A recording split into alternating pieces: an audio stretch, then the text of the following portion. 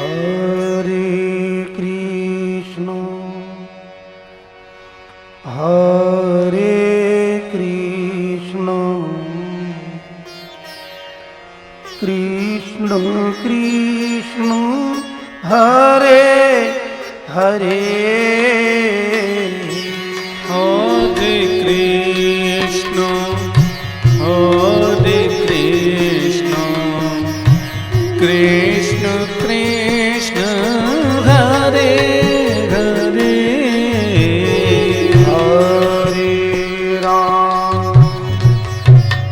हरे राम राम राम हरे हरे हरे राम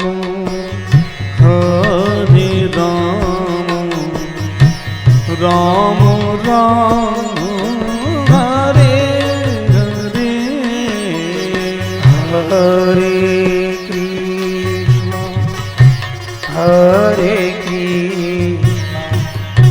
कृष्ण कृष्ण हरे हरे हरे कृष्ण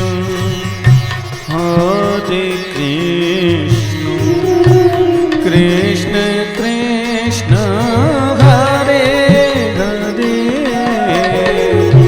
हरे राम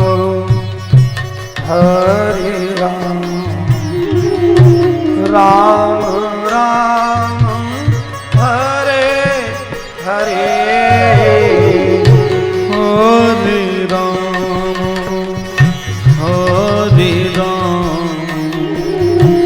राम राम हरे हरे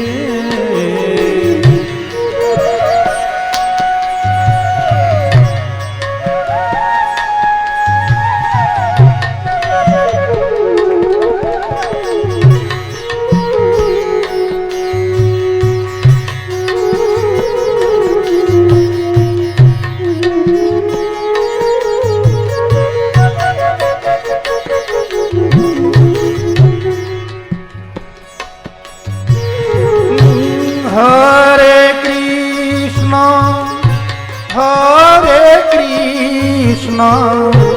कृष्ण कृष्ण हरे हरे हरे कृष्ण कृष्ण कृष्ण हरे हरे हरे राम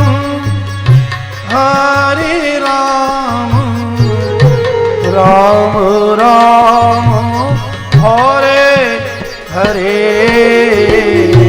हरे राम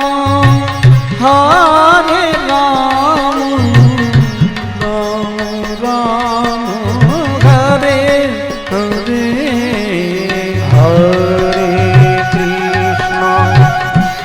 हरे कृष्ण कृष्ण कृष्ण हरे हरे हरे कृष्ण कृष्ण कृष्ण हरे हरे हरे राम राम राम हरे हरे हरे राम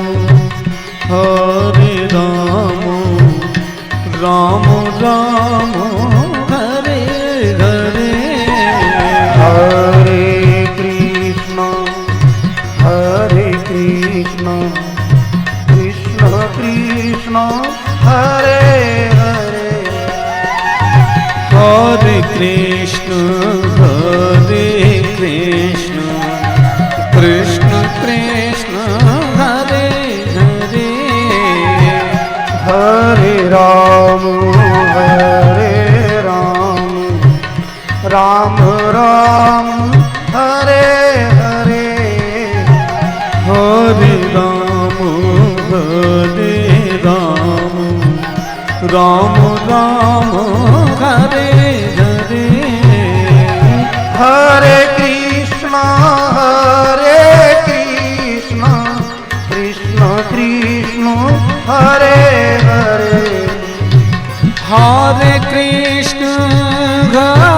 कृष्ण कृष्ण कृष्ण हरे हरे हरे राम राम राम हरे हरे हरे राम राम राम हरे हरे हरे कृष्णा कृष्ण कृष्ण हरे हरे हरे कृष्ण कृष्ण कृष्ण हरे हरे हरे राम राम राम हरे हरे हरे राम राम राम हरे हरे हरे कृष्ण कृष्ण हरे हरे हरे कृष्ण कृष्ण कृष्ण हरे हरे हरे राम राम हरे हरे हरे राम राम राम हरे हरे हरे कृष्ण कृष्ण हरे हरे हरे कृष्ण कृष्ण कृष्ण हरे हरे हरे राम राम राम हरे हरे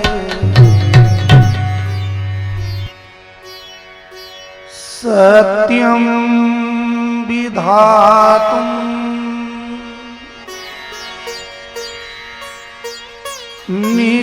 निजभृत्य भाषितम्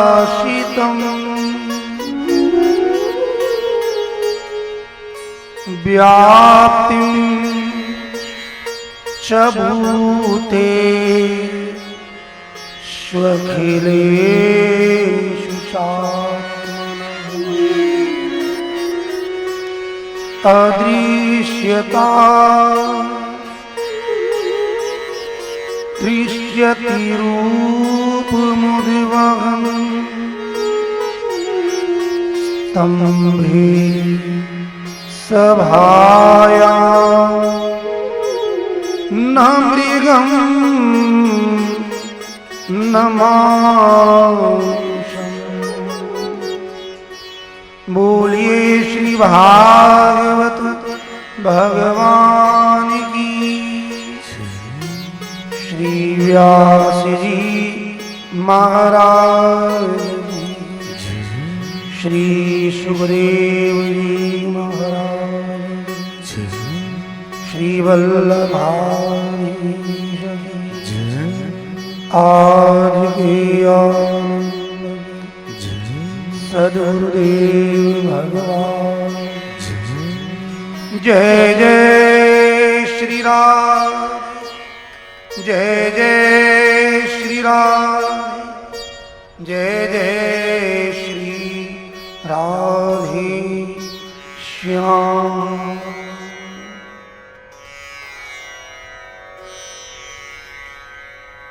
विराजमान श्री कृष्ण का ही साक्षात विग्रह श्रीमद् भागवत भगवान उपस्थित सभी विद्वत वृंद, विप्र वृंद एवं श्रीमद् भागवत कथा रस को पान करने के लिए पधारे मेरे आदरणीय सभी श्रोता वृंदों के हृदय में विराजमान मेरे प्रभु श्री कृष्ण के चरण द्वय मेरा बारंबार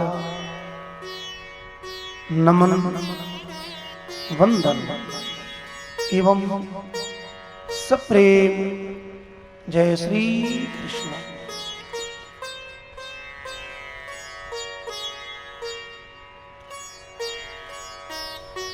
भक्त का विश्वास ही भगवान है।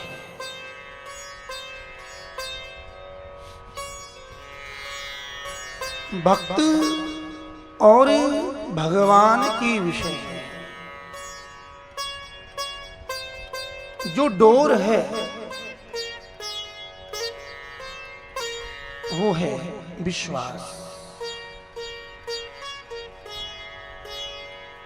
भक्ति मार्ग में जिसका जैसा विश्वास है वैसे ही फल की प्राप्ति है।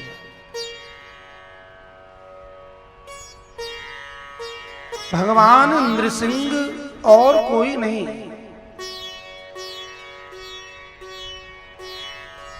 प्रहलाद का विश्वास ही नृसिंह है। प्रहलाद ने जो अटल विश्वास किया, गर्भस्थ अवस्था में गुरु नारद ने उपदेश दिया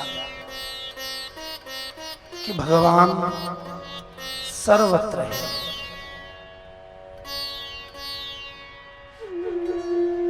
सनातन धर्म में परम प्रमाण वेद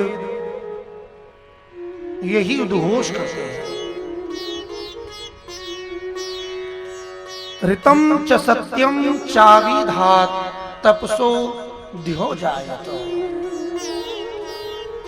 अहोरात्राणि विदधत विश्वस्य मिषतो वसी सूर्या चंद्रमसौ धाता यथा पूर्वम अकल्पयत्। जब इस सृष्टि का निर्माण प्रभु ने किया तब सृष्टि बनाने के लिए, कोई भी कार्य करने के लिए दो चीज चाहिए। एक मेटेरियल और दूसरा मेकर, बनाने वाला। लेकिन जब सृष्टि से पूर्व कुछ था ही नहीं, केवल भगवान थे, तो भगवान ने सृष्टि को बनाने के लिए मेटेरियल कहां से लाए?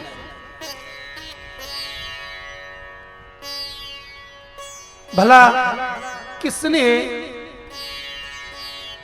गड्ढा खोदकर उसमें पानी भरा होगा जो समुद्र बन गया?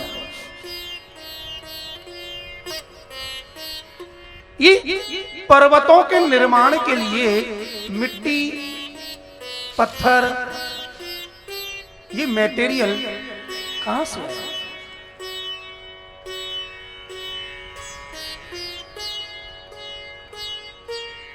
अन्य धर्मों में ऐसी मान्यता है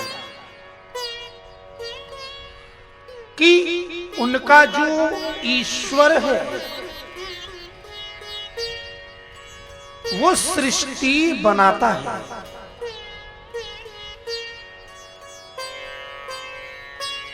सृष्टि बनाता तो है लेकिन सृष्टि उससे अलग है। लेकिन हमारे सनातन धर्म की दृढ़ मान्यता है कि जब सृष्टि से पूर्व कोई मटेरियल था ही नहीं, इसका अभिप्राय यह है कि जब भगवान ने सृष्टि बनानी चाहिए तो वही तो बनाने वाला है और वह ही बनने वाला है।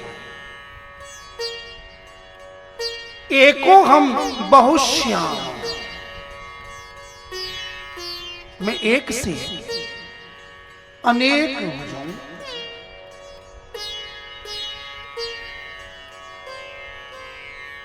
किसी दूसरे की सहायता नहीं है। जेहि सृष्टि उपाई त्रिविधि बनाई, संग सहाय न दूजा।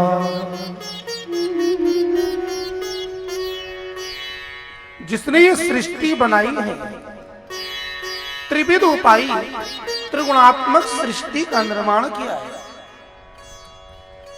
बनाने पर भी संग सहाय न दूजा, किसी दूसरे का और सहयोग हो, किसी व्यक्ति का अथवा किसी वस्तु का,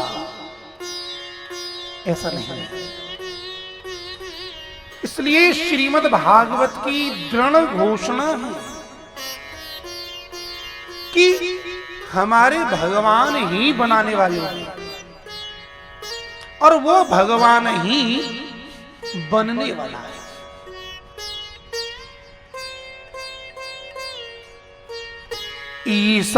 ईशावास्यम इदं सर्वं यत्किंचित् जगत्यां जगत्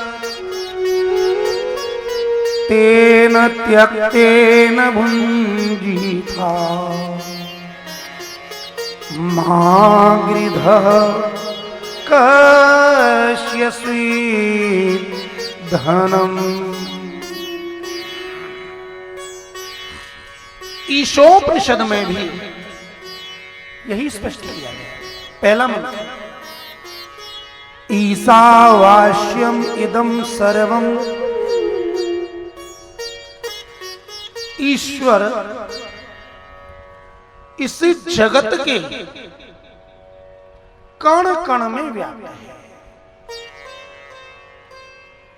अणु अणु में परमात्मा है, परमाणु परमाणु में परमात्मा है।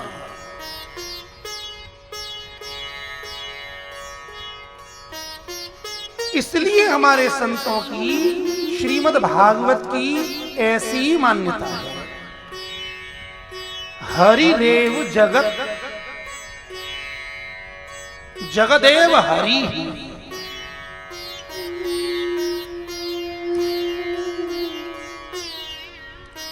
जगत ब्रह्म रूप है और ब्रह्म ही जगत है। इसलिए अन्य आचार्यों ने कहीं कहीं ऐसा माना है कि ब्रह्म सत्यम जगन मिथ्या। यदि उनके वेदांत को समझा जाए तो उनकी दृष्टि से बात समझ में आती है कि ये ब्रह्म ईश्वर सत्य है, लेकिन जगत मिथ्या है। श्रीमद् भागवत वेद और उपनिषदों का आधार लेकर महाप्रभु की वाणी ऐसा वर्णन करते हैं कि ब्रह्म सत्यम जगत सत्यम संसारस्तु निरर्थकः। भाई ब्रह्म सत्य है और ये जगत भी सत्य है, क्योंकि जैसे सोना सत्य है और सोने से बनने वाला आभूषण भी सोना ही तो है, वो भी सत्य है। तो मिथ्या क्या है? मिथ्या माने झूठ, असत्य। तो महाप्रभु कहते हैं संसारस्तु निरर्थक। जगत तो सत्य है, लेकिन ये संसार ये निरर्थक है।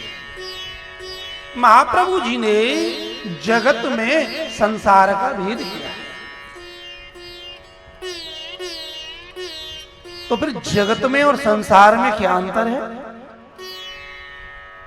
जगत में आती है पृथ्वी, जल, तेज, वायु, आकाश।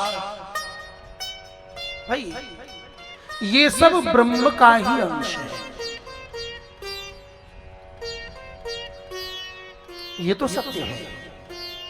कोई तुमसे कहे कि तुम्हारा घर असत्य है,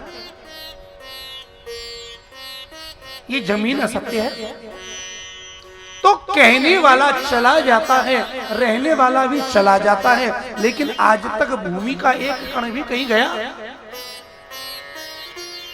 समझिए। लेकिन ये संसार असत्य है। ये जगत जगदीश का है। जगत के स्वामी हैं जगन्नाथ। जगत की रचना ईश्वर ने बनाई, लेकिन संसार की रचना मानव ने की है। संसार क्या है? संसृति इति संसार है। संसृति माने बार बार जन्म, बार बार शरीर त्याग। संसार माया के द्वारा बनता है।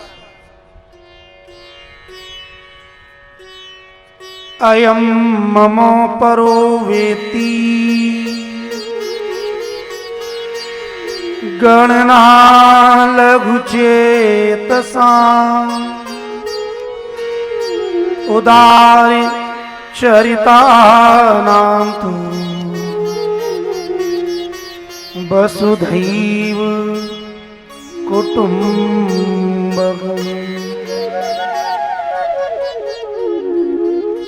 माया ने संसार बनाया। कैसे? मैं और मेरे के द्वारा। अब मैं और मेरा, इन दोनों को उसने बदल दिया। सत्यता से विचार करें तो मैं हूं कौन? चिदानंद रूपः शिवोहम शिवोहम।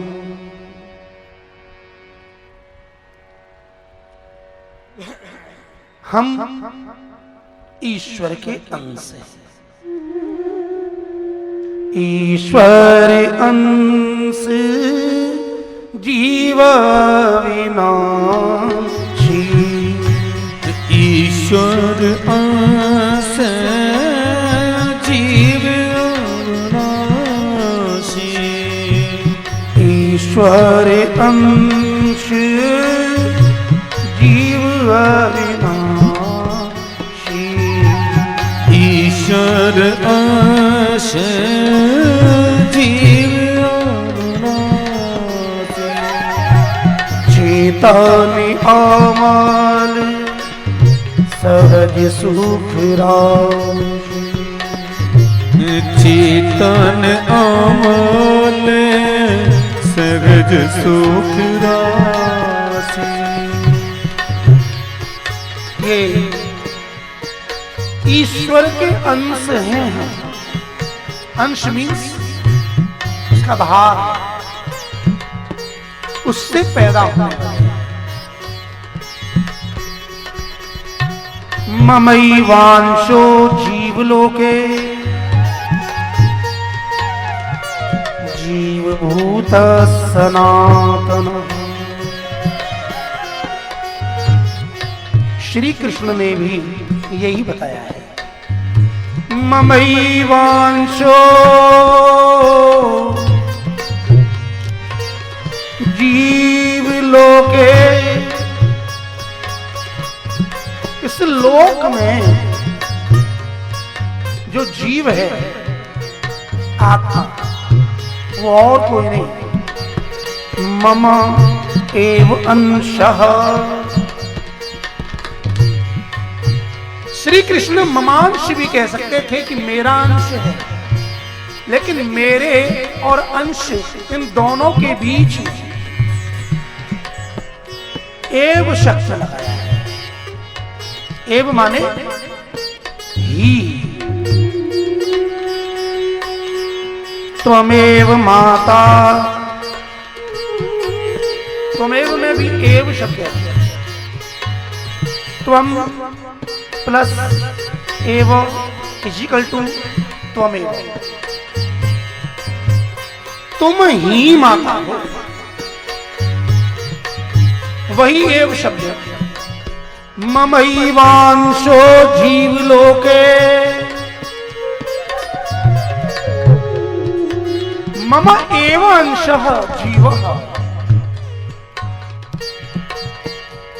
ये जीव मेरा। तो भगवान ने तो कहा कि ये जीव मेरा है, तो हम हैं तो जीव आत्मा। मैं कौन? ईश्वर अंश जीव अविनाशी।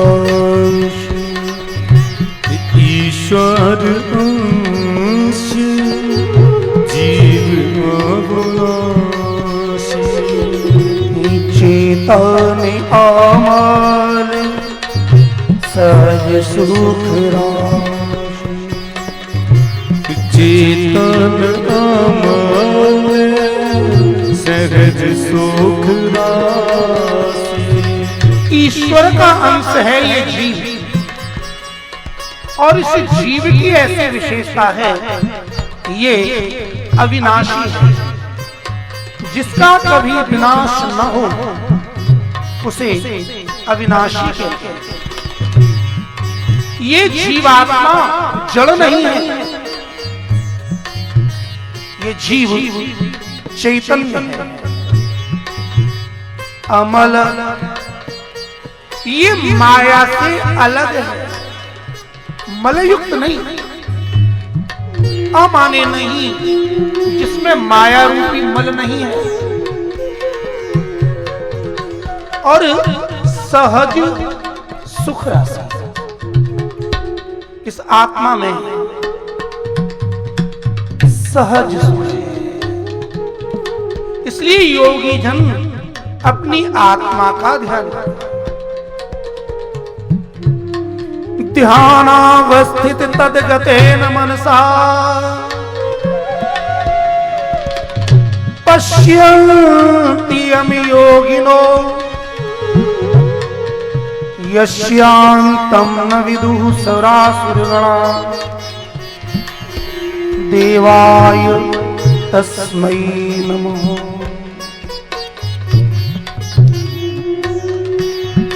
ईश्वर अंश जीव अविनाशी।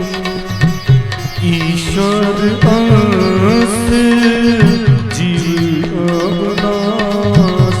ये ईश्वर का अंश है जीव, अविनाशी है, चैतन्य है, सहज सुख का खजाना है।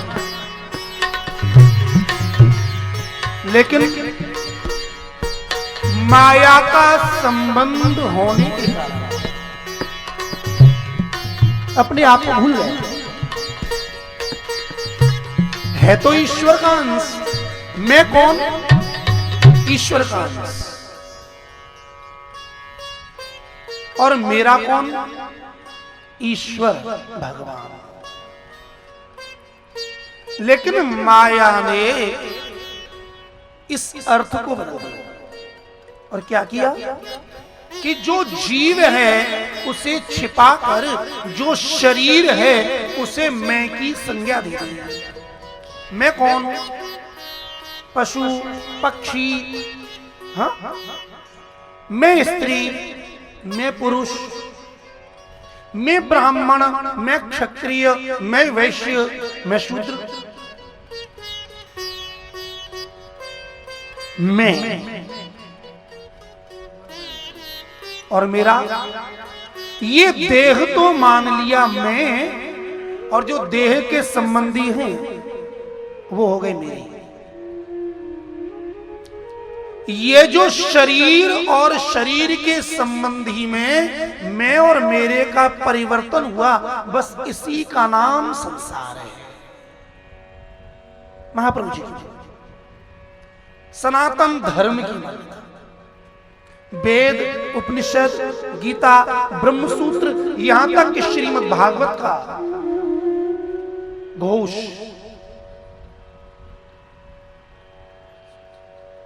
ईश्वर तो सर्वत्र है, जगत के कण कण में है, लेकिन हमारा उसमें विश्वास न होने के कारण हमें उसका अनुभव नहीं होता। भगवान विश्वास से प्रकट होते हैं। यदि विश्वास नहीं है तो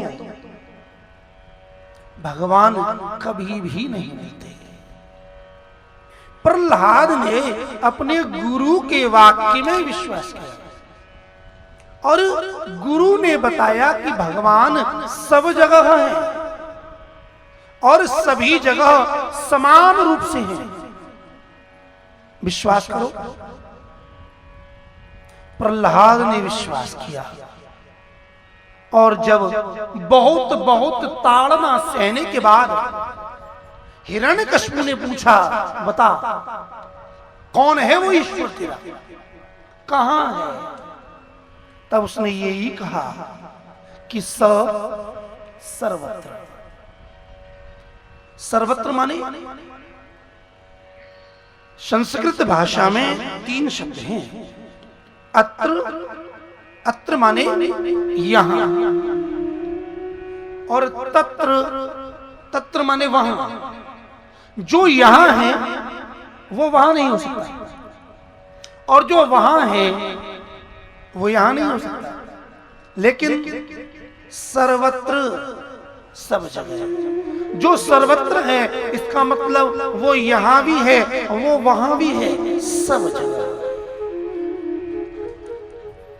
प्रहलाद ने अपने गुरु के वाक्य को बोला कि सर्वत्र। सांच को क्या, बस इतना कहा। हिरण्यकश्यप उस खंभ पर प्रहार करने के लिए दौड़ गया। अब यहां संतों ने, महापुरुषों ने, विचारकों ने विचार किया कि भगवान तो सब जगह है, परंतु क्या उस खंभे में उस समय भगवान थे, नृसिंह थे? तो बोले भाई वेद कहता है कि परमात्मा तो सब जगह है, लेकिन प्रहलाद ने कह दिया कि इस खंभे में भी है। तो अपने भक्त की वाणी को सत्य करने के लिए भगवान नृसिंह रूप में प्रकट हुए। जरा श्रीमद् भागवत के उस श्लोक को देखो जिस पर हम और आप विचार कर रहे हैं। कथा तो अभी हो जाए, बहुत आगे बढ़ गए यदि चाहे तो, लेकिन नहीं, विचार करो। सत्यम विधातुम निज भृत्य भाषितम व्याप्तिम च भूतेषु अखिलेषु चात्मनः। अपने भक्त की वाणी को सत्य करने के लिए व्याप्तिम च भूतेषु, वो तो प्रत्येक प्राणी में वैसे ही व्याप्त है। अखिलेषु, सर्वत्र। अदृश्यता दृश्यति रूप मुद्वहम स्तंभे सभायाम न मृगम न मानुषम। संतों ने ये ही निर्णय किया कि भगवान तो उसके खड्ग में भी थे, उसके त्रिशूल में भी थे, हिरण्यकश्यप में भी थे, लेकिन प्रकट कैसे हुए? प्रहलाद का जो दृढ़ विश्वास था कि मेरे प्रभु मेरे हैं,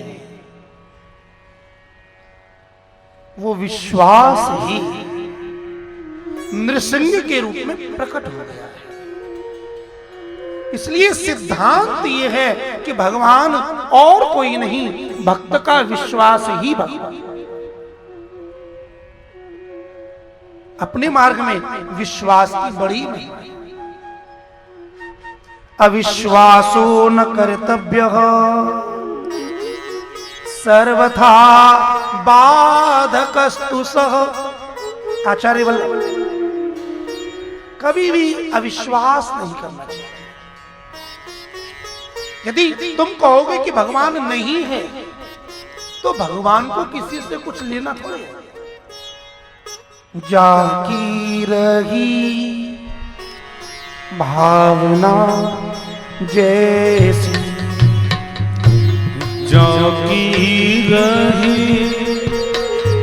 भावना जैसी, जाकी रही भावना जैसी, जाकी रही भावना जैसी, प्रभु मूर्ति देखीन तैसी, प्रभु मूर्ति देखीन तैसी। जिसने कहा कि परमात्मा नाम की कोई वस्तु नहीं है, भगवान कहते ठीक है, मैं तेरे लिए नहीं हूं।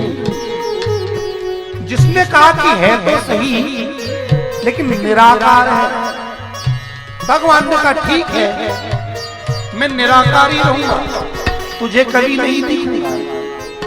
लेकिन जिसने ऐसा माना कि मेरा भगवान साकार है, मेरे साथ रहता है, तो भगवान उसके लिए साकार में रहता है।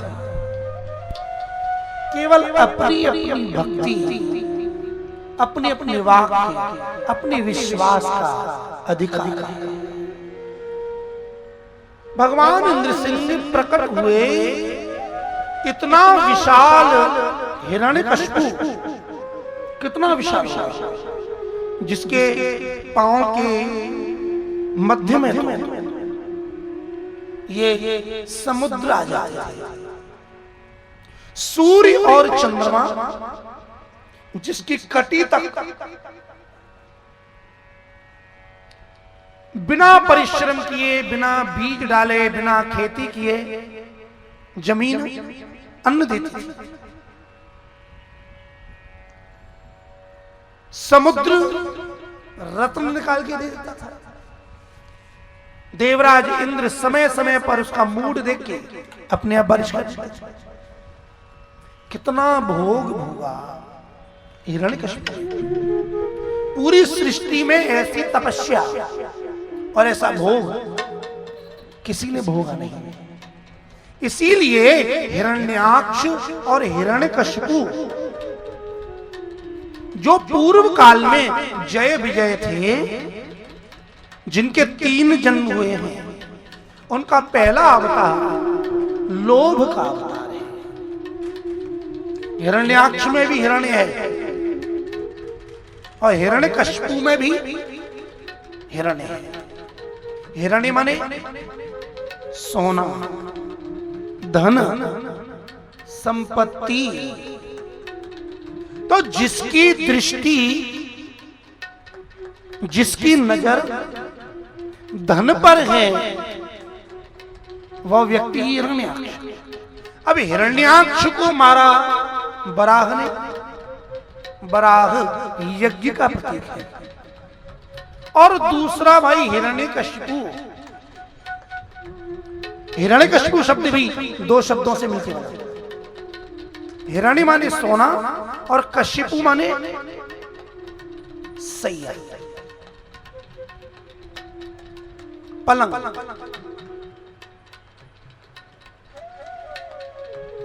केश, ये दो तीन प्रकार के नाम हिरण्यकशिपु के लिए आए हैं। अर्थ में जो सोने की धन की सैया पर भोग करता है, जिसके केस स्वर्णमय हैं, मतलब जिसका धन जिसके मस्तक पर है। लोभ की दो वृत्ति हैं, ये लोभ के अवतार हैं। लोभ की दो वृत्ति होती है, एक है संग्रह और दूसरा भोग। हिरण्याक्ष संग्रह वृत्ति है और हिरण्यकशिपु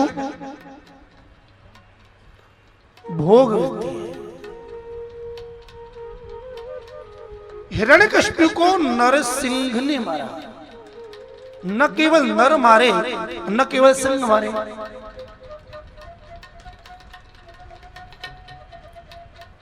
नर बुद्धि प्रधान है, सिंह शक्ति प्रधान है। भोग पर विजय प्राप्त करने के लिए ये दोनों बात होनी चाहिए।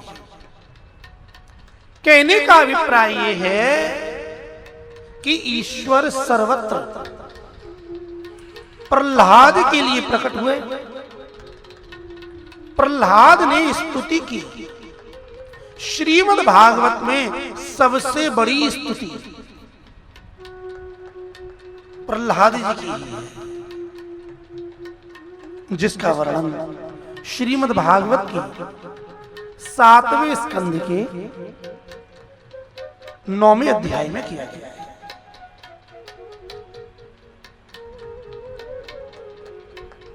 भगवान नृसिंह का क्रोध शांत हुआ। प्रहलाद से बोले, प्रहलाद बेटा बड़ा कष्ट पाया तुमने, मुझे आने में देरी हो गई। कितना कष्ट झेला, अब चल मुझे क्षमा कर, मेरे अपराध को क्षमा कर, मुझे आने में बहुत विलंब हुआ है। और अब तू कोई भी वरदान मांग ले। अब ध्यान दीजिए, प्रहलाद की भक्ति देखो। वैसे तो प्रहलाद प्रेम से स्तुति करते रहे, गोद में बैठे रहे, प्रसन्न होते रहे, लेकिन जैसे ही नरसिंह जी ने कहा कि प्रहलाद कोई वरदान मांग ले, ये सुनते ही प्रहलाद को अच्छा नहीं लगा और उसने बड़े स्पष्ट शब्दों में कह दिया, भगवान मैंने आपकी भक्ति की है, मैंने आपसे प्रेम किया है और वह भक्ति कुछ लेने के लिए नहीं, वो तो आपके लिए है। जो व्यक्ति भगवान की भक्ति करे और बदले में कुछ मांग ले, तो प्रहलाद जी कहते हैं कि वो व्यक्ति भक्त नहीं है। न सभृत्य समाने वो भक्त नहीं है। कौन है? सवई बड़े, अरे वो तो बनिया है, बनिया जिसने व्यापार में 1 लाख रुपया लगाया, 10 लाख कमाया। भगवान की भक्ति कुछ लेने के लिए नहीं, भगवान की प्रसन्नता के लिए की जाती है। इससे ये बात हमें समझनी चाहिए कि भगवान का भजन भगवान के लिए करें, ये बात हमें अच्छी तरह से समझ में आनी चाहिए। सकाम किया गया बहुत बड़ा कर्म थोड़े से निष्काम कर्म से बहुत छोटा है। भक्ति होती ही निष्काम है, चाह नहीं। औरों की तो छोड़ो, यहां भगवान ही कहते हैं कुछ ले लो, तब भी भक्त कहते हैं कुछ चाहिए नहीं। ये है भागवती भक्ति।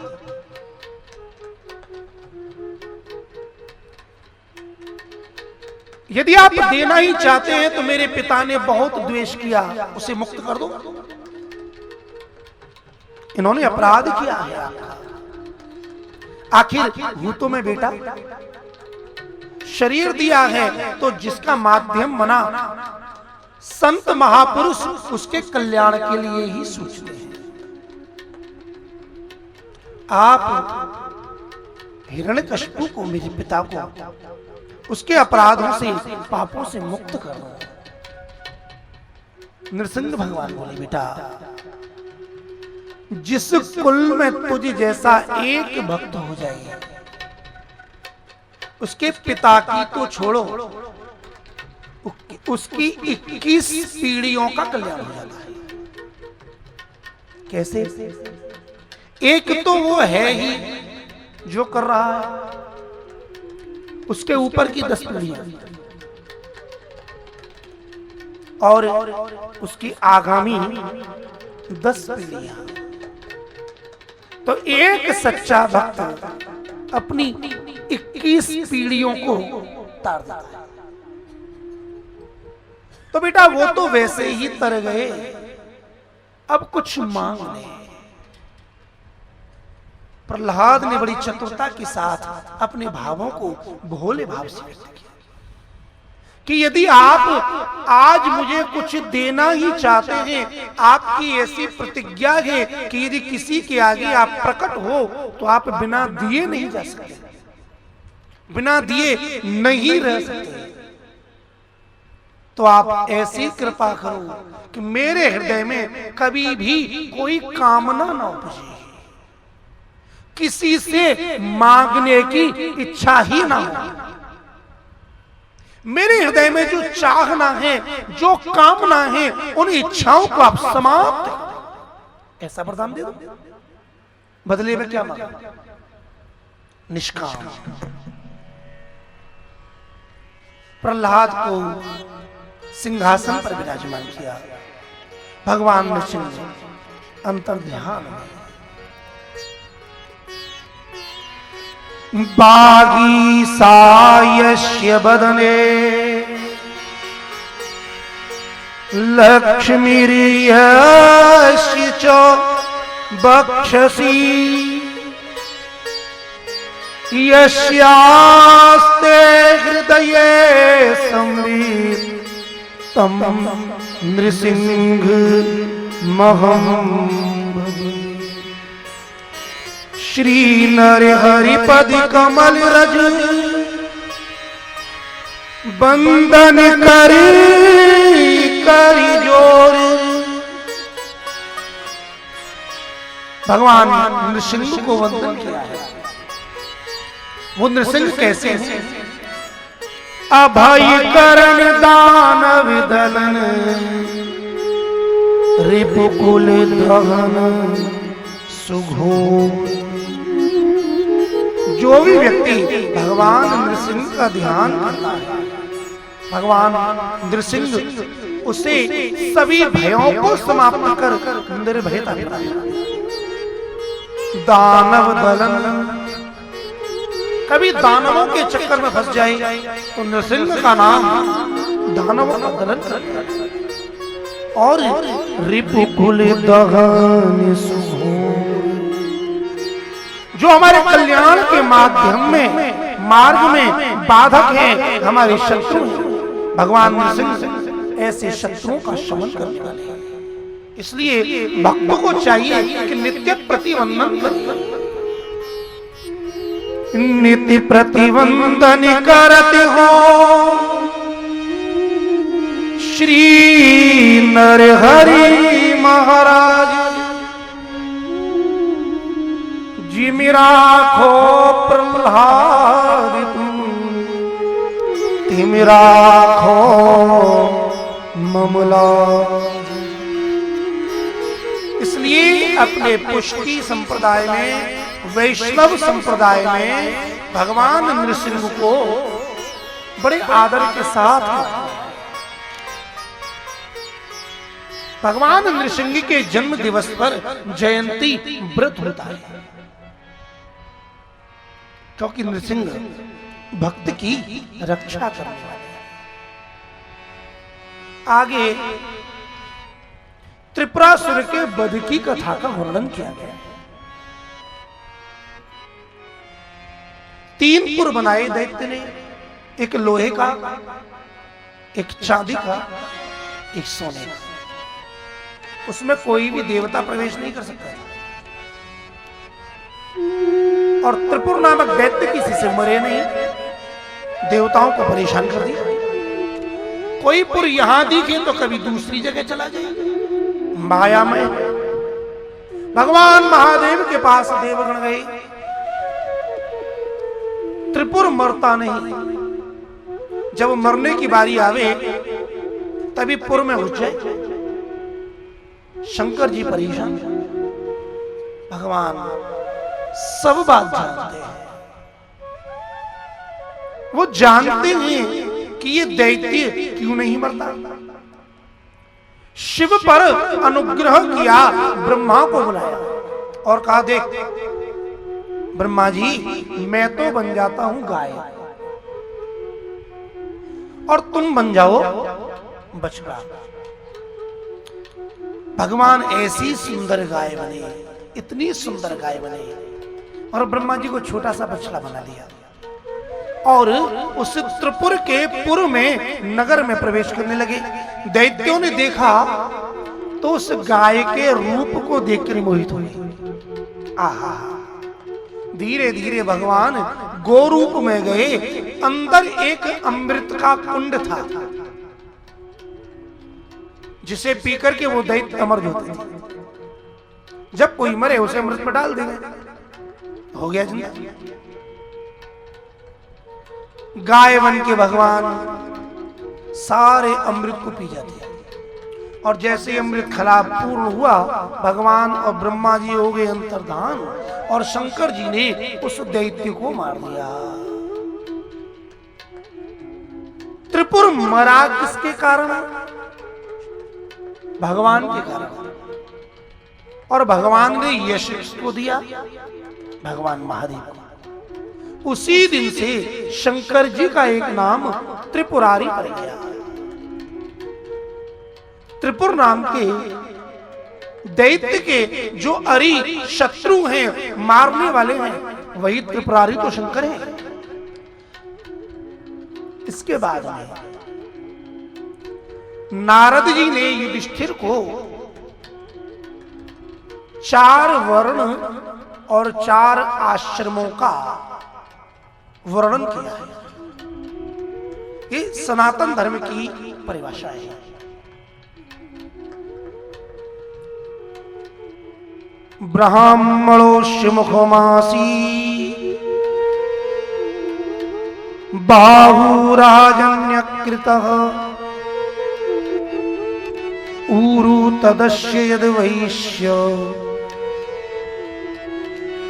पदभ्याम शूद्रो विजायत।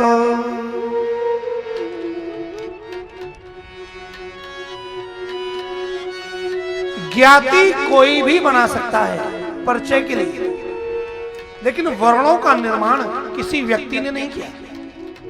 वर्ण में और जाति में अंतर है। वर्ण 4 हैं, ब्राह्मण,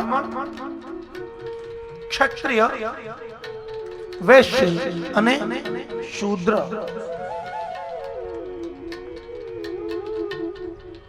अब जरा आज आरक्षण के नाम पर बड़ा विवाद है। यदि श्रीमद् भागवत की मान्यता को देखा जाए, इसे समझा जाए, तो जितने भी विवाद हैं वो सब शांत हो जाएंगे। आज ब्राह्मण, वैश्य, क्षत्रिय, शूद्र इनको आपस में लड़ाया जा रहा है। भाई ये चारों ही भगवान के अंग हैं। शरीर में मुख भी है, हाथ भी है, जंघाएं भी हैं और चरण भी है तो अंग ही। लेकिन जो जैसा अंग है उसका वैसा ही कर्म है, इसलिए कर्म की प्रधानता। एक जन्मना और दूसरा कर्मणा। जन्म तो हो जाए पर कर्म ना हो तो अधूरा रहा। अब अपने शरीर को देखो, ध्यान दीजिए। इस शरीर में चारों वर्ग हैं। ब्राह्मण भगवान का मुख है। मुख कहां है?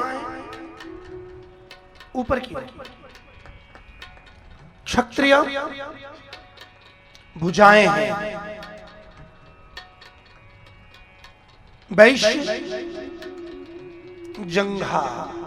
उरु, उरु माने जंघा। और पदभ्याम शूद्र, चरण शूद्र है। भाई जो जहां जिसकी आवश्यकता होती है ऐसा ही होता है। ब्राह्मण ज्ञान प्रधान है, मस्तक है। बड़ी इंपॉर्टेंट बात है, ध्यान से समझिएगा। प्राय कथाक्रम में इन बातों को कहने सुनने का अवसर मिलता नहीं, लेकिन हमने सुना पूज्यपाद श्री डोंगरे जी महाराज इन विषयों को जरूर कहते थे। हमारे गुरुजी ने हमें इन्हें लिखाया पढ़ाया। और कुछ समय पूर्व हम गोकुल में चीनू बाबा महाराज के पास गए, जाते ही थे दर्शन करने के लिए। तो उन्होंने भी ये बात कही कि और कोई कहे ना कहे, श्रीमद् भागवत के जो प्रमुख विषय हैं जिनसे परिवर्तन आता है, जिसमें सनातन धर्म का उल्लेख है, उनको जरूर कहना चाहिए। तो ब्राह्मण है ज्ञान प्रधान। हमारे आपके शरीर में दो इंद्रियां हैं, एक ज्ञानेंद्रिय, दूसरी कर्मेंद्रिय। तो जो ज्ञानेंद्रिय है वो सारी ज्ञानेंद्रियां यहां से यहां तक है। ध्यान देना। आंख ऊपर, कान ऊपर, नासिका ऊपर, वाणी जीभ ऊपर, और त्वचा तो है ही है। तो जो ज्ञान करावे वो बड़ा, इसलिए ब्राह्मण शिक्षक है। सावधान, ब्राह्मण कौन है? शिक्षक, क्योंकि वह ज्ञान प्रधान है। और शरीर में सारी ज्ञानेंद्रियां देखो ऊपर ही है, एक भी नीचे है नहीं। अब नंबर आया क्षत्रिय का। जैसे ब्राह्मण शिक्षक है, ऐसे ही क्षत्रिय रक्षक है। जो रक्षा करे वो रक्षक। पूरे शरीर में एक हाथ ही ऐसे हैं जो पूरे शरीर की रक्षा कर सकते हैं। न तो पांव सर तक पहुंच सकता है, न सर पीछे जा सकता है। समझ में आ रहा है? तो जो हाथ है क्षत्रिय, केवल ये ही पूरे शरीर की रक्षा कर सकते हैं। सर से लेकर मुंह, चेस्ट, पूरा शरीर कहीं भी टच कर। तो क्षत्रिय का ही धर्म है, क्योंकि शक्ति प्रधान है। इसलिए क्षत्रिय भुजा और वो रक्षक है। अब आया वैश्य, वो ऊरु। जंघा जिस पर उदर पेट टिका हुआ है, ये पोषक है। सारा माल भोजन किया, एकत्रित हुआ, कुछ भी खाया, कुछ भी पिया, कहां जाके टिका? पेट में, जंघाओं के ऊपर। सारा पोषण यहीं से होता है। अब आए शूद्र। शूद्र सेवक है। कोई भी कार्य हो बिना सेवा के नहीं हो सकता। आप ब्राह्मण को निमंत्रण दो, बड़ा माननीय है, लेकिन ब्राह्मण जाएगा किससे? जाएगा तो चरणों से ही ना। तो पहली सेवा किसने दी? चरणों ने।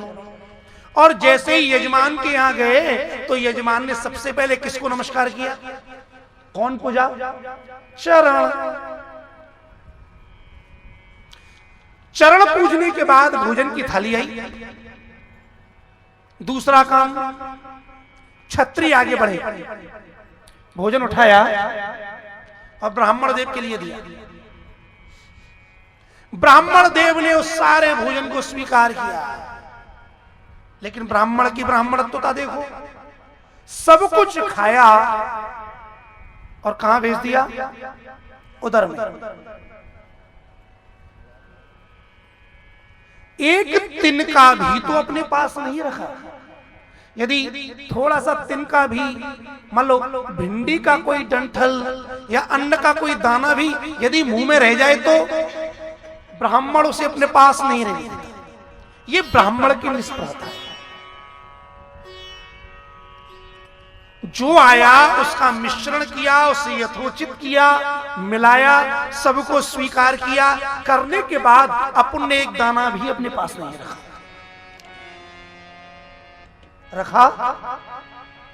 आप लोगों ने आज सुबह क्या खाया था? अपने अपने अफसर, लेकिन आपके मुंह में क्या है? कुछ नहीं। सारी भागवत के ही विश्लेषण है। और ब्राह्मण ने वो संपूर्ण पदार्थ ले स्वीकार कर उसे एक रस कर अंदर डाल दिया। वैश्य जो पोषक है उसने उसका पेस्ट बनाया, जो वस्तु काम की है उसे अलग लिया, रस, उससे खून, मांस, मज्जा, वीर्य सब बनता गया, और जो वेस्टेज है उसे बाहर निकाल दिया जंघाओं के माध्यम के बीच में। यदि आज भी ये क्रम रहे तो आरक्षण तो बना है। जब से शूद्र शिक्षक बन गई, वैश्य रक्षक बन गए, रक्षक पोषक बन गए, सारा क्रम बदल गया। आज भी विचार करो, यदि ब्राह्मण केवल अपने काम को करें, क्षत्रिय अपने काम को करें, वैश्य अपने काम को करें, शूद्र अपने काम को करें, तो क्या कोई भी एक भी व्यक्ति कष्ट में निर्धन रह सकता है? नहीं रह सकता। सबके लिए प्रचुर काम है। व्यवस्था तो इसलिए बिगड़ गई है कि ब्राह्मण अपने कार्य को छोड़कर अन्यत्र कार्य करते हैं। अरे ब्राह्मणों की शोभा केवल धन या संपत्ति से नहीं है, वो तो पहले ही अपने पिता का पहला पुत्र है, भगवान का पहला पुत्र है, राज्य का अधिकारी है, सारी संपत्ति उसी की है। ये श्रीमद् भागवत में लिखा हुआ है। पृथु जी महाराज ने कहा कि ब्राह्मण के उच्छिष्ट को ही, उसकी जूठिन को ही, उसे त्यागने के कारण ही क्षत्रिय राज्य कर रहे हैं।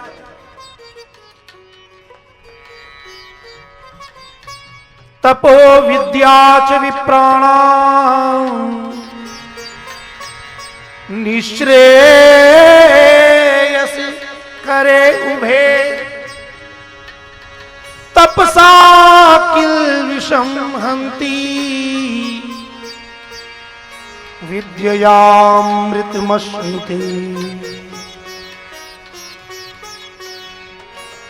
ब्राह्मण की शोभा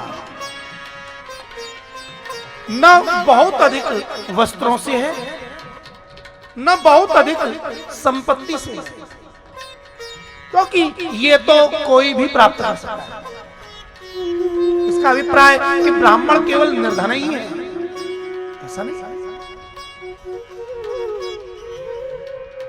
कथा कहती है, जब से ब्राह्मण साधु संत महात्मा अपना गौरव बड़े बड़े बगला, आश्रम, मंदिर, धन संपत्ति, गाड़ी से मानने लगे, तब से धर्म संकट में पड़ गया। अरे ब्राह्मण की शोभा तो उसके तप से है, ब्राह्मण की शोभा उसकी विद्या से है। ब्राह्मण यदि तप करे तो ऐसा कोई कर्म नहीं, बड़े से बड़ा पाप जो नष्ट न हो जाए, ऐसा कोई पाप नहीं, ऐसा कोई कर्म नहीं जिसे ब्राह्मण पवित्र न कर दे। लेकिन प्रयास तप के लिए करें, विद्या के लिए करना चाहिए। विद्या भी कौन सी? विद्या दो प्रकार की है, एक भौतिक विद्या और दूसरी आध्यात्म विद्या। विद्या नाम गीता।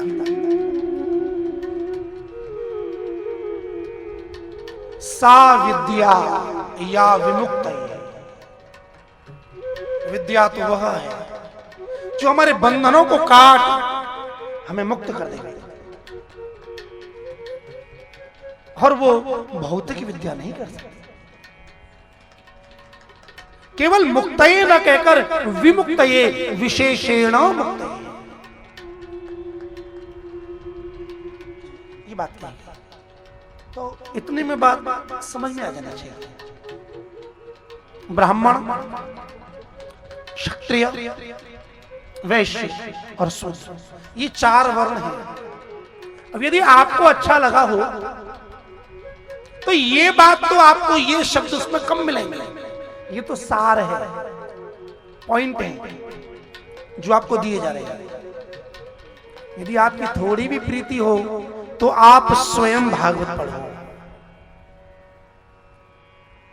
गीता प्रेस गोरखपुर ने इतनी धर्म की सेवा के लिए व्यवस्था की है कि कम से कम लागत मूल्य पर अनेक भाषाओं में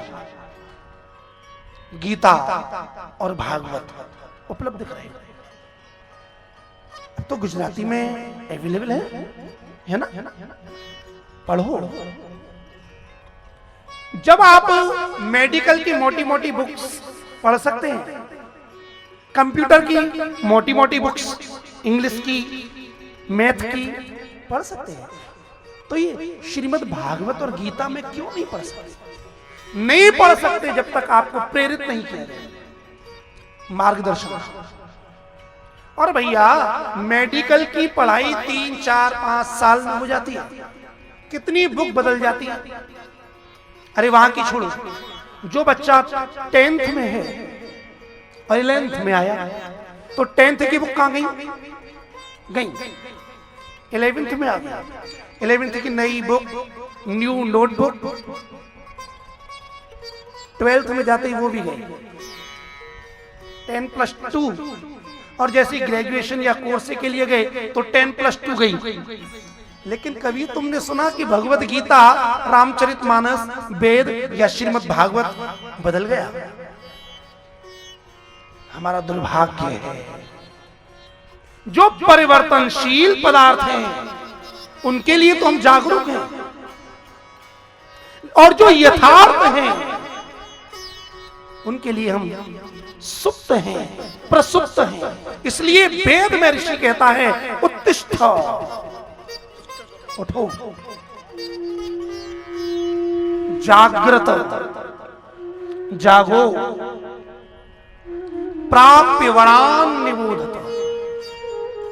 पहले क्या कहा? उत्तिष्ठ, और उसके बाद जागृत। ये बात कुछ हम समझ में नहीं आती। पहले हम जागते हैं कि पहले उठते हैं? पहले जागते हैं, बाद में ही तो बेड से उठेंगे। लेकिन वेद कहता है उत्तिष्ठ आफ्टर दैट जागृत। अब वेद की भाषा को तो वेद की रीति से ही समझा जाए। जैसे मेडिकल के अपने अपने शब्द होते हैं, उन्हें उनकी भाषा से ही समझा जा सकता है।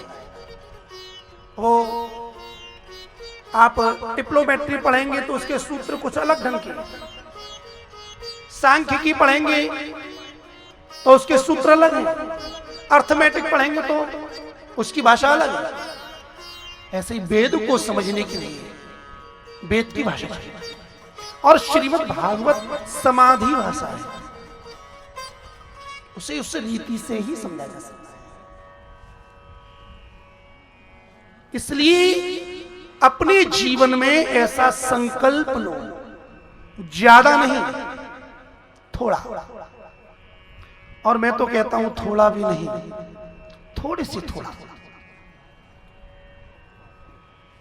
श्रीमद् भागवत अवश्य पढ़ो, अवश्य पढ़ो। क्या हम 24 घंटे में एक 24 मिनट नहीं निकाल सकते? और विश्वास करना, यदि आपने 24 मिनट निकाले तो 24 घंटे उसमें विचरण करोगे, ये हमारा दावा है। क्योंकि श्रीमद् भागवत एक ऐसा रस है, जब पानी से हम सुबह नहाते हैं तो शाम तक फ्रेश रहते हैं। तो इसमें तो थोड़ा भी नहाओगे तो हमेशा फ्रेश ही रहोगे, बुद्धि अटैच है।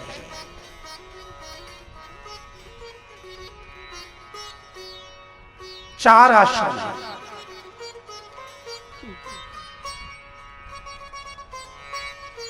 ब्रह्मचर्य, गृहस्थ, वानप्रस्थ और संन्यास। ये हमारे सनातन धर्म की जीवन शैली है।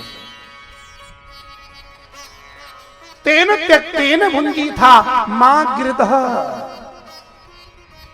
हमारे यहां भोग तो है, लेकिन वो भोग त्याग पूर्वक, आसक्ति बांधती है, त्याग नहीं बांधता।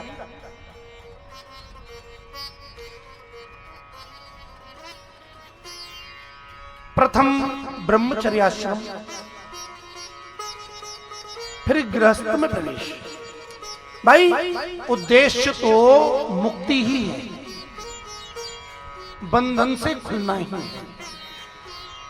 चाहे सीधे सीधे ब्रह्मचर्य से संन्यास में चले जाओ, और यदि संसार भोगने की इच्छा हो तो गृहस्थ, और गृहस्थ से वानप्रस्थ, फिर संन्यास में चले जाओ। प्रवृत्ति साधनम प्रोक्तम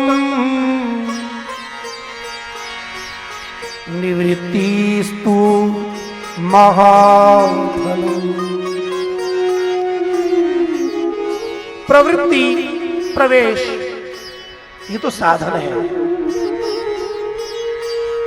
और निवृत्ति ये फल है। जैसे एक गेम होता है ना, एक बाउंड्री में, एक फील्ड में एक लाइन खींच दी गई, खिलाड़ी उस लाइन के दो पार्ट गए, कबड्डी।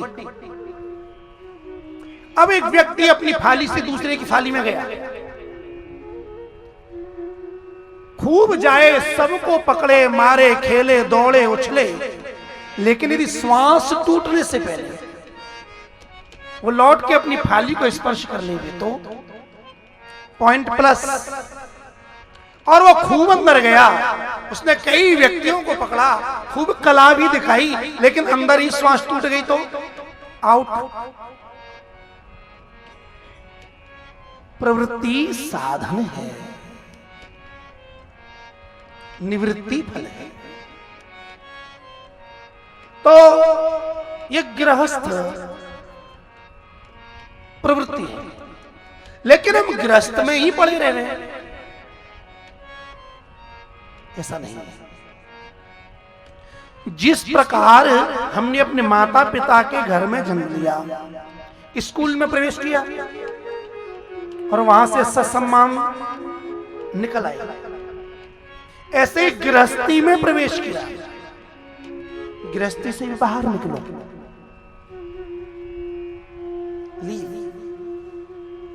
थोड़ा अभ्यास बनाओ, तब धीरे धीरे शरीर का रहने का नाम आसक्ति नहीं है, मन के अटैचमेंट का नाम ही आसक्ति है। संन्यास कपड़े बदलने का नाम नहीं है,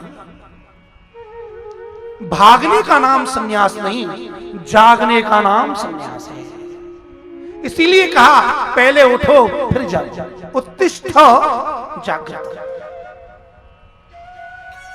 जो जागा हुआ है वही साधु है। भागने का नाम संन्यास नहीं है, जागने का नाम संन्यास है।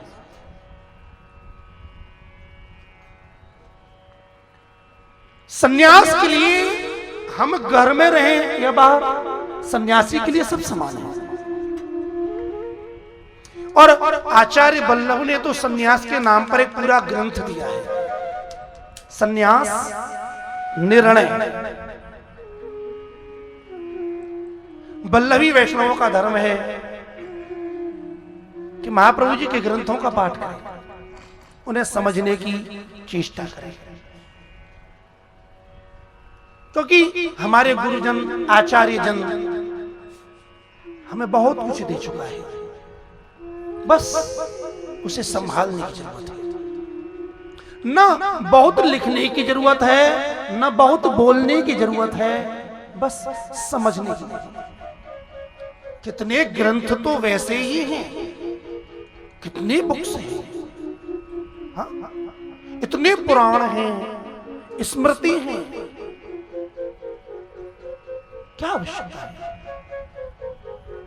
आदमी मंदिर बनाता है, बनाओ अच्छी बात है, लेकिन जो प्राचीन मंदिर हैं, जिनकी व्यवस्थाएं बिगड़ी हुई हैं, उन्हें गोद लो ना, उनकी व्यवस्था करो।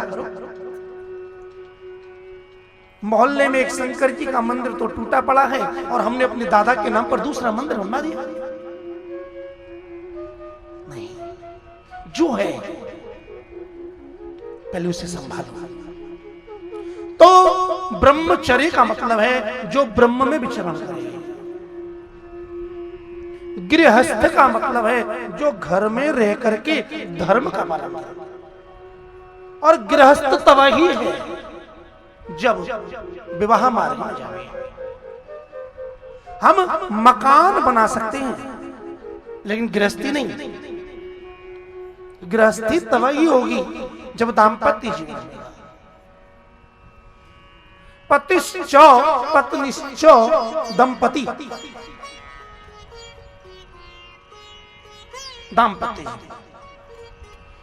गृहणी गृहमित्याहु, घर क्या है? गृहणी है। तो हमारे धर्म में सबकी बरोबर मान्यता है, सबके कार्यभार बताए। और श्रीमद् भागवत में बताया कि यदि चारों आश्रमों में सबसे महत्वपूर्ण कोई आश्रम है तो वो गृहस्थ आश्रम है, क्योंकि तीनों आश्रमों का पालन गृहस्थी से ही तो होता है। ब्रह्मचारी कहां बनेगा? किससे होगा? गृहस्थी होंगे तब ना। अच्छा, वानप्रस्थियों का पोषण कौन करेगा? गृहस्थी। सन्यासी है जिसका कोई संग्रह नहीं है, वो भूख तो उसे भी लगेगी ना, उसकी पूर्ति कौन करेगा? गृहस्थी।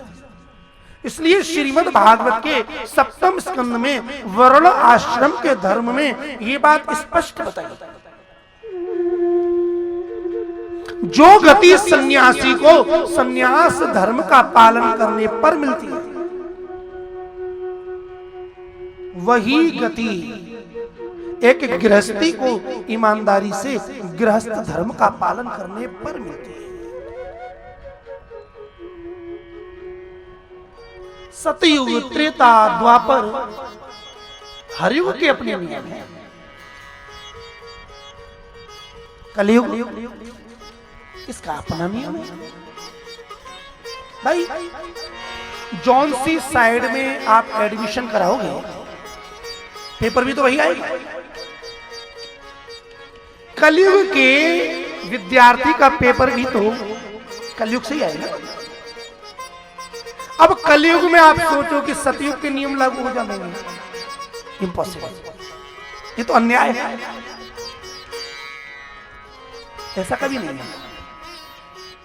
इसलिए और सन्यास के लिए तो सीधी सी व्याख्या है। काम्यानाम कर्मणाम न्यासम सन्यासम कवयो विदु। सकाम कर्मों का त्याग ही सन्यास। काम्य चाहिए, ये चाह ही तो मांगती है। गुरुजन कुछ नहीं करते, जो तुम्हारा तन है वो वही रहता है। तुम्हारी आंखों को नहीं बदलते, जो आंखें हैं वही होती है। करते क्या हैं, आंखों की दृष्टि को बदल देते हैं, तन की रहनी को बदल देते हैं। वर्णन किया है, वही मकान है, वही दुकान है, लेकिन यदि विचार पवित्र हैं तो वो मकान हमारा नहीं है, मकान के स्वामी भगवान, और मैं उनका मैनेजर। मैनेजमेंट भी तो कोई करेगा ना मनी में। ये सृष्टि भगवान की। मैं ये घर में पत्नी है तो वो भगवान ने दी, बच्चे हैं तो भगवान ने दिए, उनको सही संस्कार देने की ड्यूटी मेरी। कोई माने न माने उसकी इच्छा, भाई सिग्नल दिशा ही तो देता है, संकेत ही तो देता है। इस पर भी आदमी न माने तो उसका भाग्य है।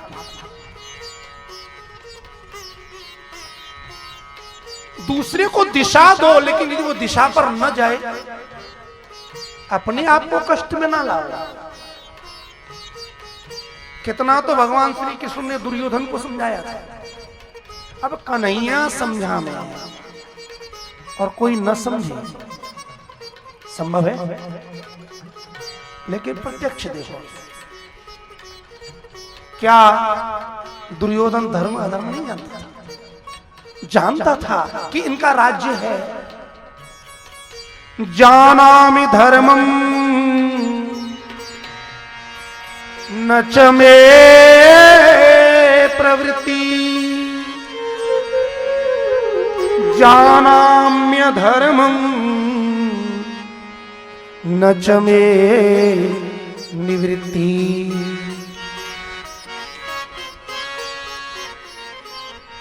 तो कुल मिलाकर के वर्ण और आश्रम इनका पालन करना चाहिए यथासंभव। यद्यपि कलयुग में ये सब नष्ट प्राय है, लेकिन फिर भी सत्य का कभी लोप नहीं होता। श्रीमद् भागवत सत्य की यात्रा है, सत्यम परम धीमहि।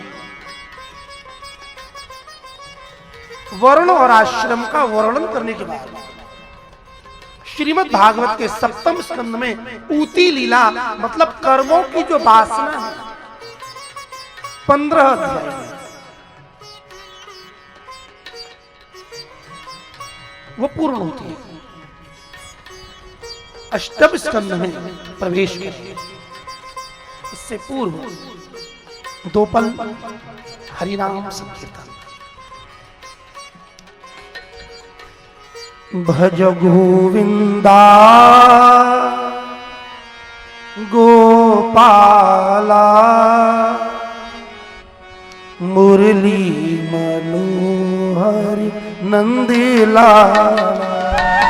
भज गोविंदा गोपाला मुरली मनोहर नंदलाला भज गोविंदा गोपाला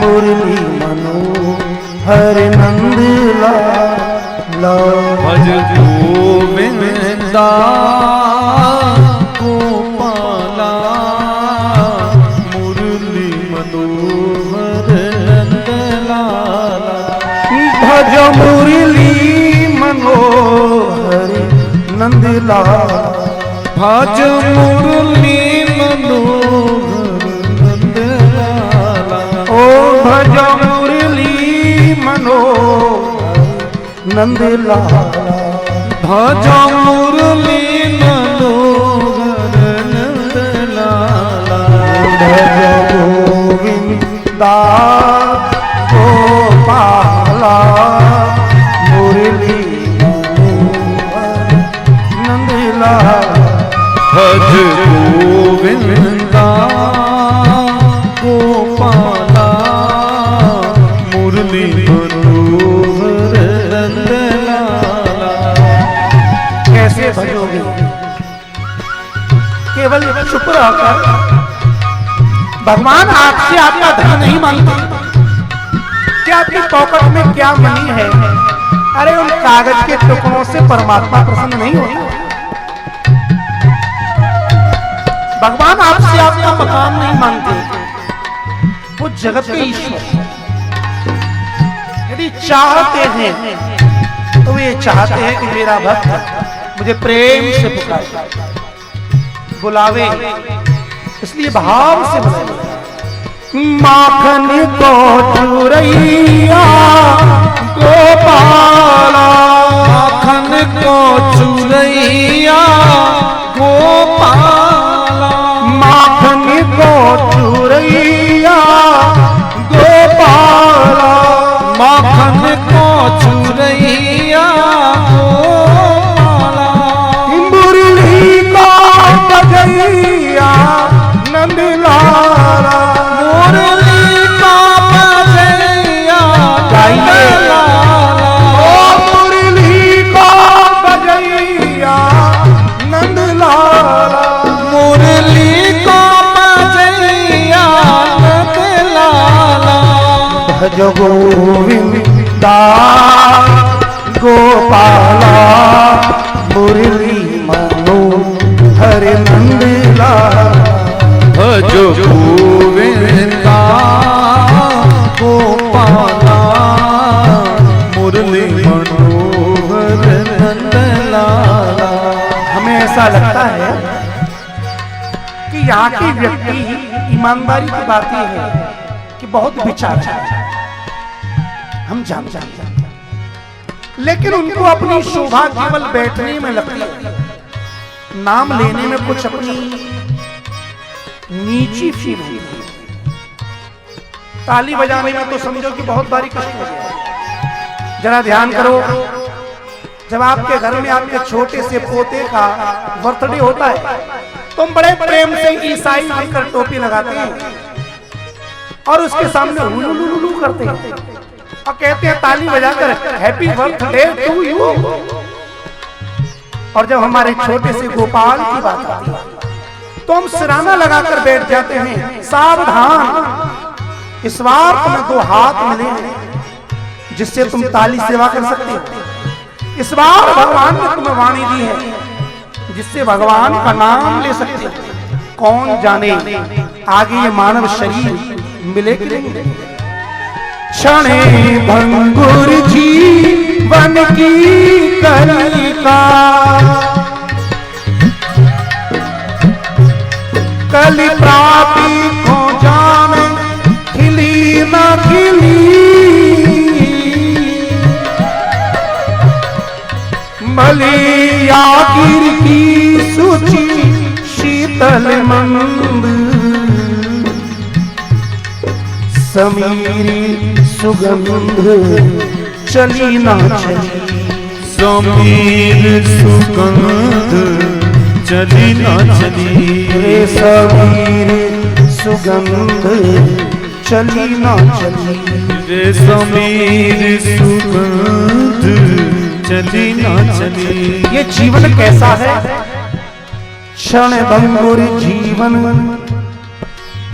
ये जीवन क्षण भंगुर है।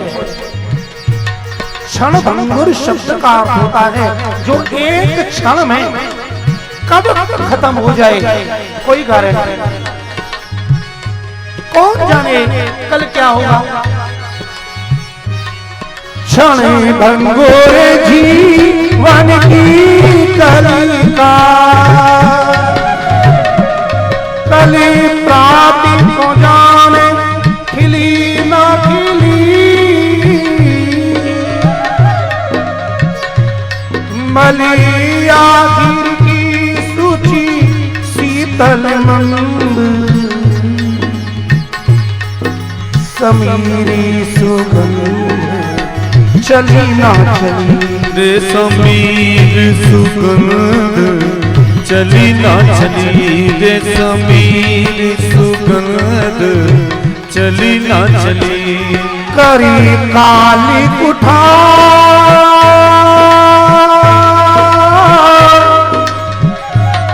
कले काली कुठार लिए फिरता। ये जो काल भगवान है ना, अपने हाथ में कुठार लेकर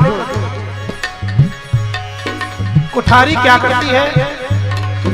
कुल्हाड़ी काटती है।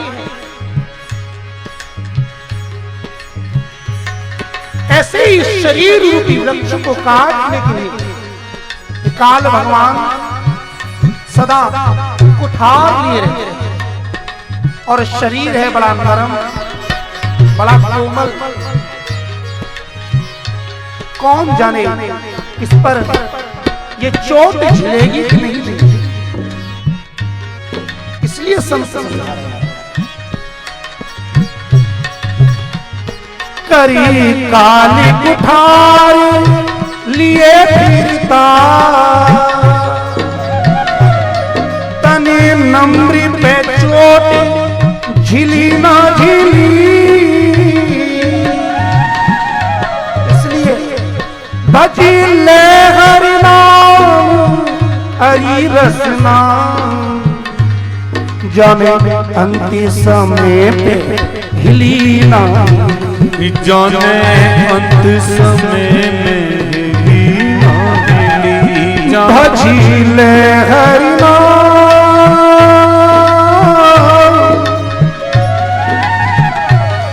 एक समय ऐसा आएगा कि चलता फिरता शरीर जमीन पर पड़ जाएगा।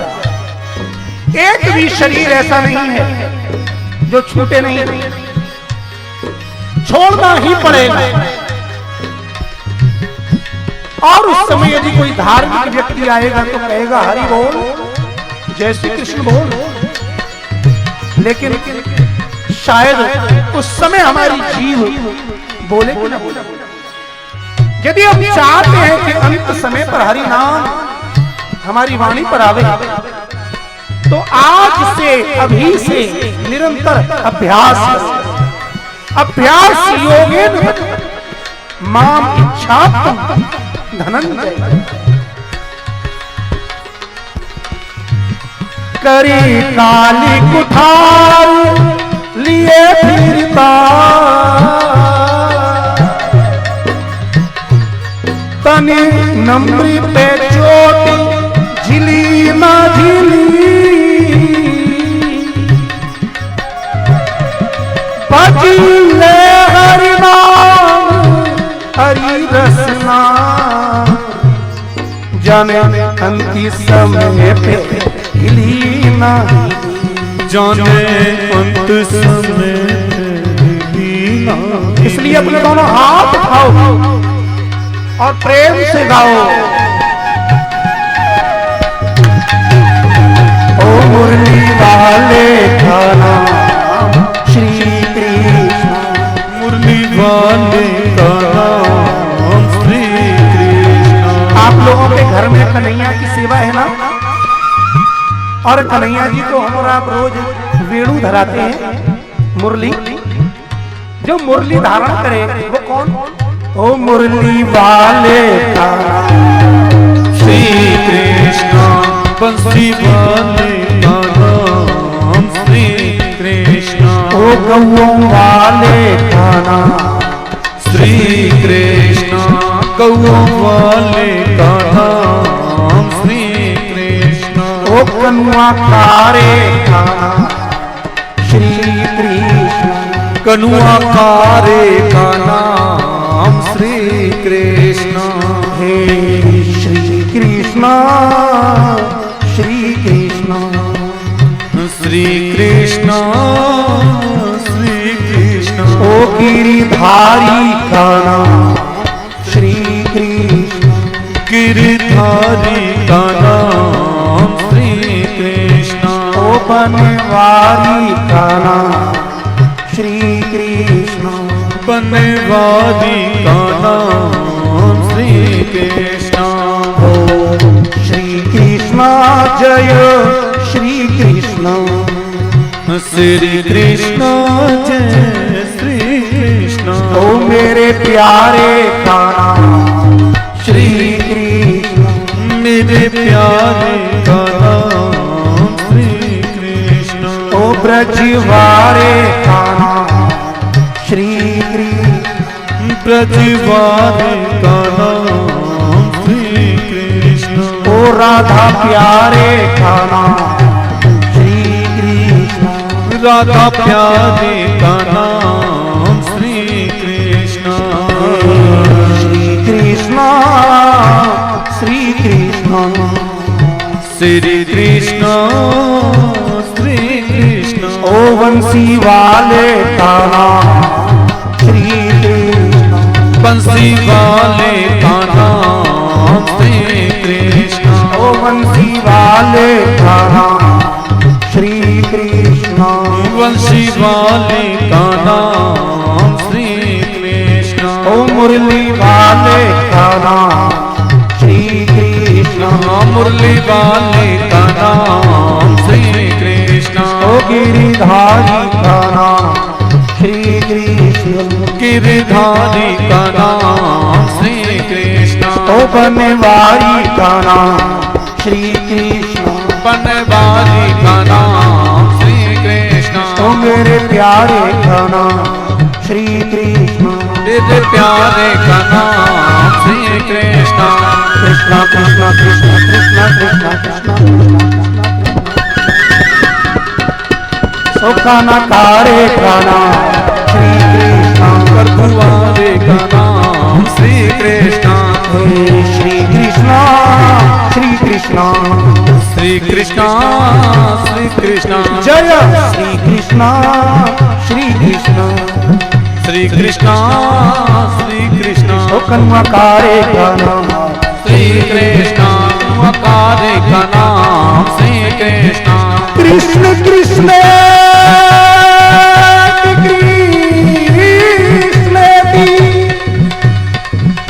यस्य वाची प्रवर्तते भस्मी भवति तस्यासु कोटिशः पातु रास। बोलिए कृष्ण कन्हैया लाल की। आदमी इतने और जयकारा जीने तक नहीं पहुंचा। अरे भैया इतना तो बोलो कि व्यासपीठ पर विराजमान श्रीमद् भागवत भगवान के सामने उपस्थिति तो लगे। प्रेम से कृष्ण कन्हैया लाल की। श्री गोवर्धन नाथ की। यमुना मैया की जय जय श्री। आनंद हुआ। अत्र सर्गो विसर्गश्च स्थानं पोषणमूतयः मन्वन्तरे शानुकथा निरोधो मुक्ति राश्रयः। पहले स्कंद में अधिकार लीला 19 अध्याय, दूसरे स्कंद में साधन लीला 10 अध्याय, ध्यान देने के लिए। तीसरे स्कंद में सर्ग लीला, सर्ग माने सृष्टि 33 अध्याय। चतुर्थ स्कंद विसर्ग लीला 31 अध्याय। पंचम स्कंद स्थान लीला 26 अध्याय। छठे स्कंद में पुष्टि लीला, पोषण, अनुग्रह, भगवान की कृपा 19 अध्याय। सातवें स्कंद में ऊतयः कर्म वासना, ऊती लीला। तो 3 प्रकार के कर्मों की वासना, सदकर्म वासना, असत्कर्म वासना, मिश्रित कर्म वासना। इसकी व्याख्या कभी करेंगे, समय उतना ही है। और ये तो पूरा जीवन भी तो कम ही है ना इसके। और फिर यहाँ तो एक मर्यादा है समय की भी है। बड़े बड़े बुजुर्ग व्यक्ति समय लेके आते हैं, गृहस्थी अपने घर को छोड़ के आए हुए हैं, तो एक यथासंभव मर्यादा के अनुसार। और 8वें स्कंद में मनवंतर कथा है। मनवंतराणि सद्धर्मः, सतधर्म, धर्म का आचरण किसने किया? मनु ने। 14 मनु हैं और प्रत्येक मनवंतर में भगवान का अवतार होता है। इसमें कुल मिलाकर 24 अध्याय हैं, 24 चैप्टर।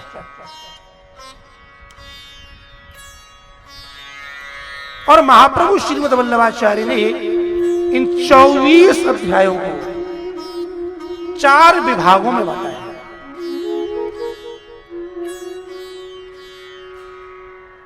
आपत्सु हरिस्मरणम, आपत्ति के समय, दुख के समय, विपत्ति के समय हरि का स्मरण करना चाहिए, क्योंकि हरि स्मृति सर्व विपद विमोक्षणम।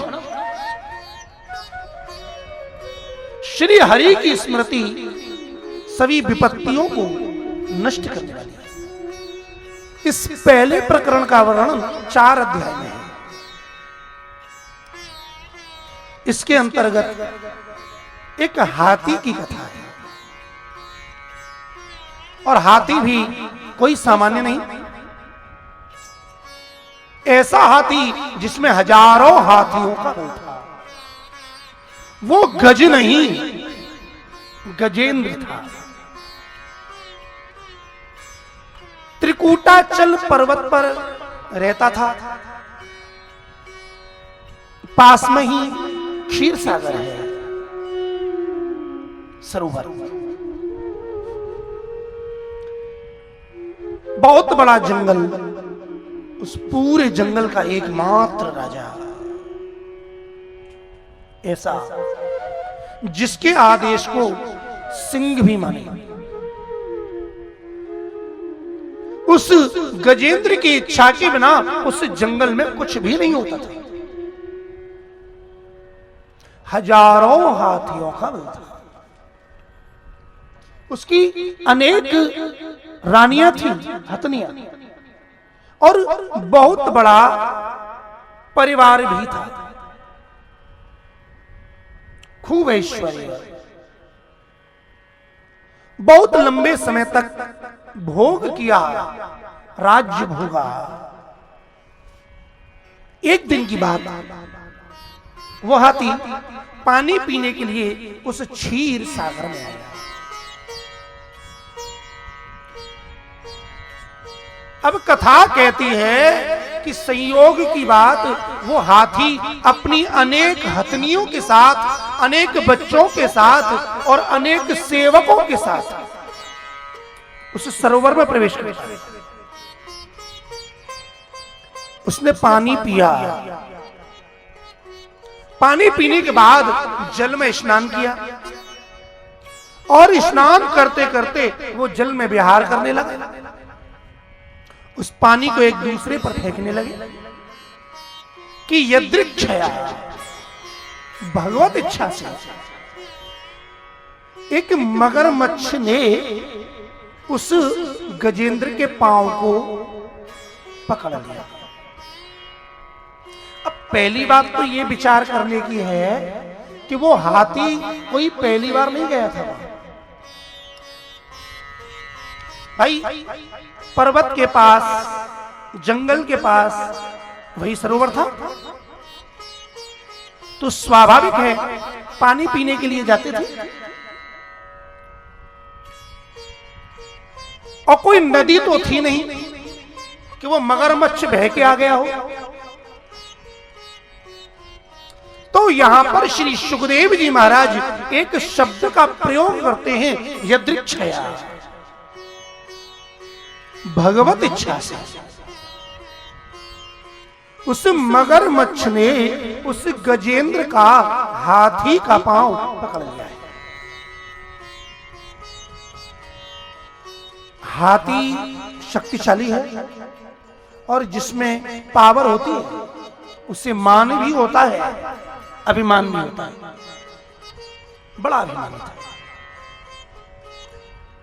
मगरमच्छ ने अपनी ओर खींचा जल में, हाथी ने अपने पांव को अपनी ओर खींचा और जल से बाहर निकलना चाहा। अब ये खींचातानी चालू हो गई।